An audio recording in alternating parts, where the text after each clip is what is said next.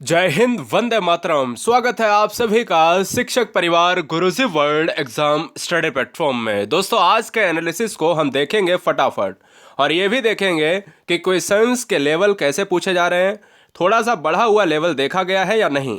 उन चैप्टर को देख लीजिएगा फटाफट। जो आने वाले एग्जाम में बैठने वाले कैंडिडेट हैं, उन सभी को परीक्षा की अग्रिम शुभकामनाएं। हम आज के पूरे शिफ्ट में देखेंगे। पहला क्वेश्चन आपकी स्क्रीन पर है, ओजोन की सांद्रता मापने की इकाई क्या है। यह क्वेश्चन पूछा गया है, जिसका आंसर डाप्सन यूनिट होता है। ओजोन किस मंडल में है?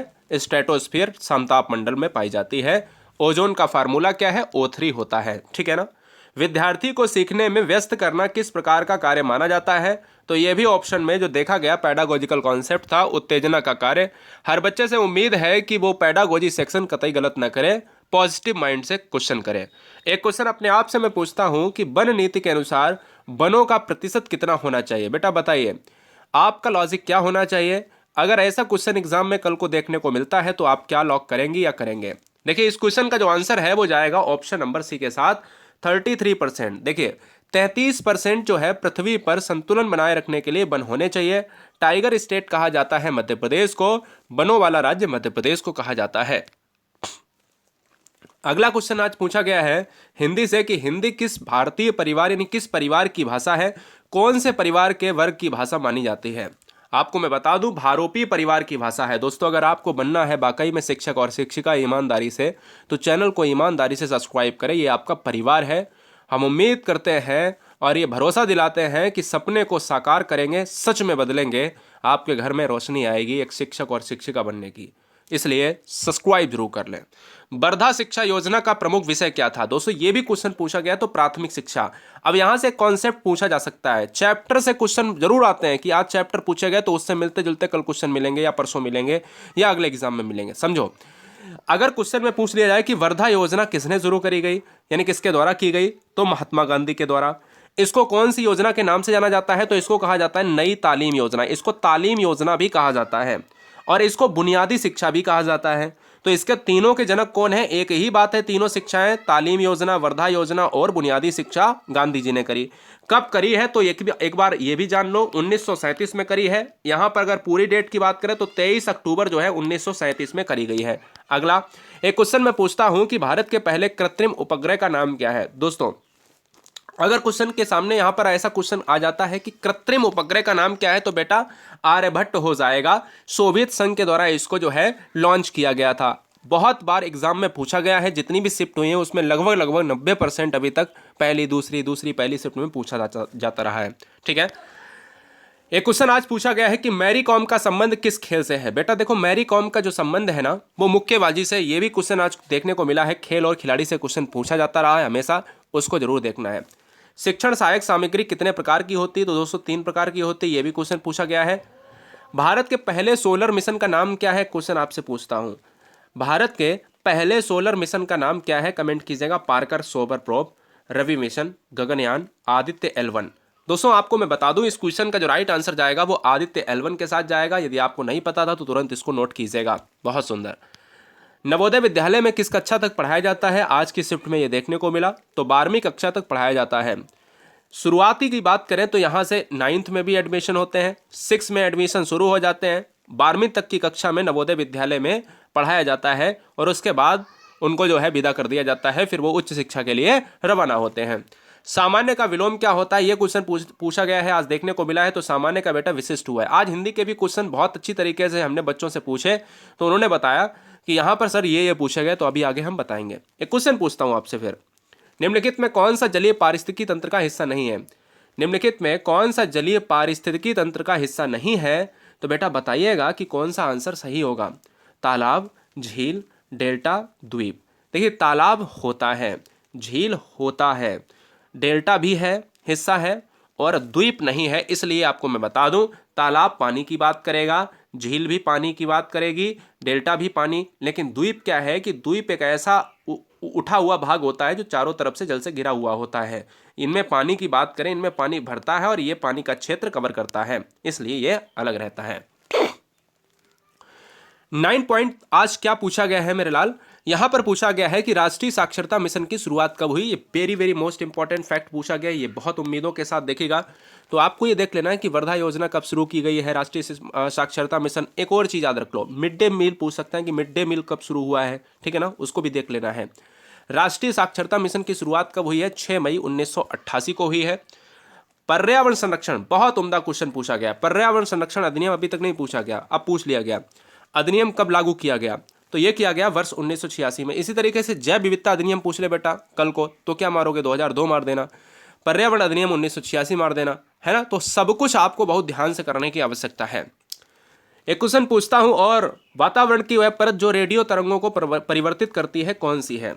वातावरण की वह परत जो रेडियो तरंगों को परावर्तित करती है वह कौन सी है। आयन मंडल, क्षोभ मंडल, समताप मंडल या वाह मंडल।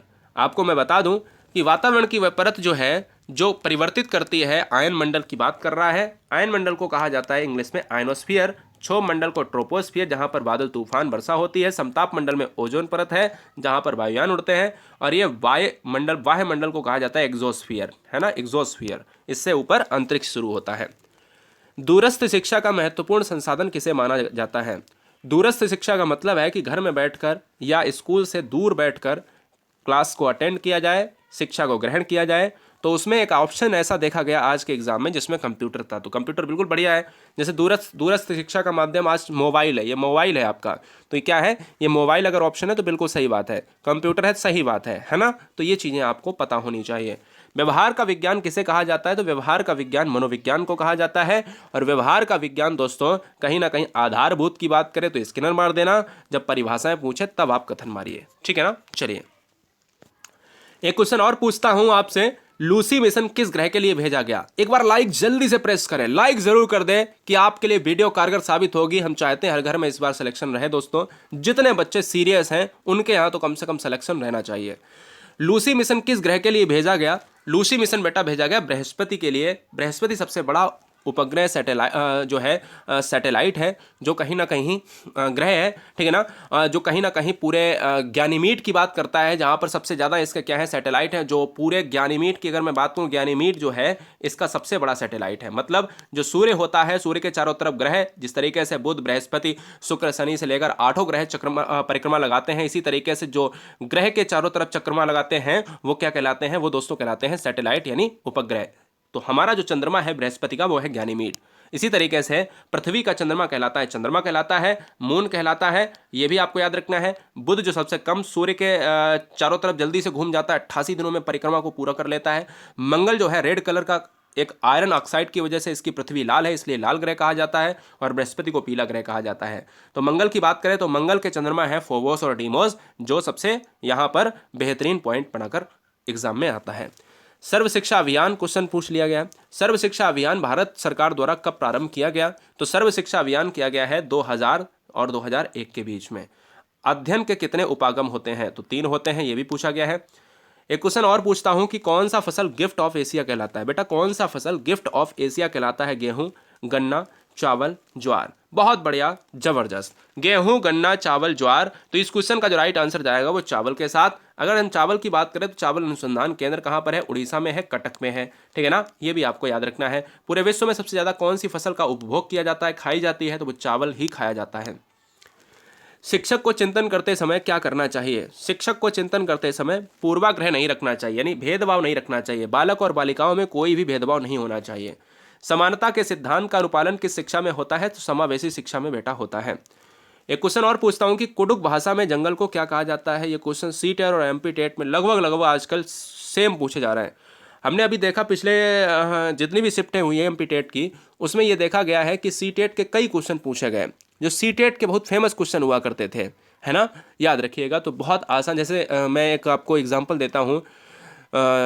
कैक्टस पौधों के बीच में जो चिड़िया है घोंसला बनाती है, फाख्ता, है ना, वो क्वेश्चन बहुत पूछा गया। इसी तरीके से कुडुक भाषा में जंगल को क्या कहा जाता है, तो वो कहा जाता है तोरांग कहा जाता है। चलिए, शिक्षण में सर्वाधिक महत्व किसे प्रदान किया जाता है, तो शिक्षण में सर्वाधिक महत्व प्रदान किया जाता है सक्रियता को, यानी सक्रियता होना बहुत जरूरी है। बच्चे के अंदर सक्रियता होना बहुत जरूरी है। भारतीय वन अनुसंधान संस्थान कहाँ पर स्थित है, तो ये उत्तराखंड के देहरादून में अवस्थित है। Dehradun part of Uttarakhand. एक क्वेश्चन और पूछता हूं कि पढ़ना क्या है। बेटा पढ़ना क्या पढ़कर अर्थ समझना, यही है। लिखित सामग्री की पढ़ाई यही है। स्कूल में पुस्तकों की पढ़ाई यही है। शब्दों को सही सही पहचानना क्या यही है। बेटा हम आपको बताएं कि इस क्वेश्चन का जो राइट आंसर है पढ़ना है, पढ़कर अर्थ समझना। अर्थ ही नहीं समझ में आ रहा तो फिर मतलब क्या है भाई। दूसरा व्यक्ति हमारे सामने खड़ा है, अब हम उसकी भाषा को तो सुन रहे हैं लेकिन उसका अर्थ नहीं मिल रहा है मुझे, अब कुछ भी बोले जा रहा है, तो उसको पढ़ना नहीं कहा जाएगा। विश्व हिंदी दिवस कब मनाया जाता है, यह भी क्वेश्चन पूछा गया है। विश्व हिंदी दिवस मनाया गया है 10 जनवरी को। निराहार में कौन सी संधि है, निराहार में निधन आहार बराबर निराहार विसर्ग संधि होती है। सामान्य का विलोम क्या होता है, अभी अभी बताया कि विशिष्ट होता है। विज्ञान शब्द में प्रयुक्त कौन सा उपसर्ग है, तो विज्ञान, ज्ञान के आगे लगा है वी, और वी का मतलब होता है विशेष ज्ञान, ठीक है ना, तो इसलिए उपसर्ग लगता है कहां पर, शब्द के आगे। चौराहा में कौन सा समास है, बेटा चौराहा में समास है द्विगु समास, और हम आपको बता दें कि द्विगु समास हमेशा संख्यावाची प्रधानता की बात करता है, इसलिए चौराहा में 4 अंक आया है, इसलिए द्विगु समास हो जाएगा। विद्यार्थी में कौन सा समास है, यह भी पूछा गया, तो विद्यार्थी में तत्पुरुष समास है ना। विद्यार्थी, विद्या के लिए अर्थी, चलिए कुछ भी कर सकते हो आप, लेकिन विद्यार्थी की बात करें, गौशाला की बात करें, ये सारे ऐसे समास हैं जो कहीं ना कहीं किसमें आते हैं, तत्पुरुष में। सज्जन का विलोम क्या होगा, तो सत धन जन बराबर सज्जन होता है, जो संधि विच्छेद, यानी संधि विच्छेद पूछे तो व्यंजन संधि, और ये आती है दुर्जन, इसके विलोम शब्द की बात। नियमानुसार सीखना क्या कहलाता है, तो अर्थपूर्ण सीखना ही ये पैडागोजी कॉन्सेप्ट है मनोविज्ञान का।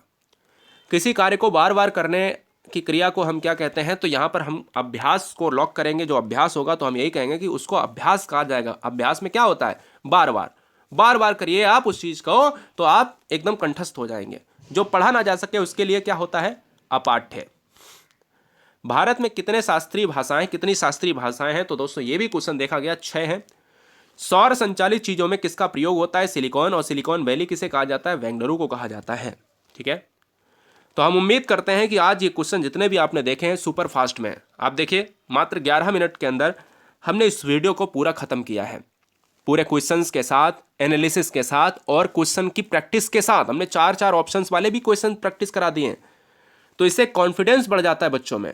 और फालतू की बात किए बिना अगर चीज़ों को सुपर फास्ट में बता दिया जाए तो बच्चों का एग्जाम से पहले प्रेशर खत्म हो जाता है दोस्तों। बहुत बढ़िया, love you guys, thanks for watching video गुरु से वर्ल्ड एग्जाम स्टडी। आप सभी के माता पिता को मेरा जय हिंद, इंकलाब जिंदाबाद।